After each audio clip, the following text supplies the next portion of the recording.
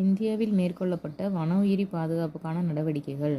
புலிகள் பாதுகாப்பு திட்டம் 1973, யானைகள் பாதுகாப்பு திட்டம் 1992, புலிகள் பாதுகாப்பு திட்டம் 1973, யானைகள் பாதுகாப்பு திட்டம் 1992, முதலைகள் பாதுகாப்பு திட்டம் 1976, முதலைகள் பாதுகாப்பு திட்டம் 1976, கடல் ஆமைகள் பாதுகாப்பு திட்டம் 1999, கடல் ஆமைகள் பாதுகாப்பு திட்டம் 1999, இந்திய காண்டாமிருகங்கள் பாதுகாப்பு 2020 எங்கே துவங்கப்பட்டுச்சு அப்படின்னா அஸ்ஸாம் மாநிலத்தில் காண்டாமிருகங்களை பாதுகாக்கிறதுக்காக.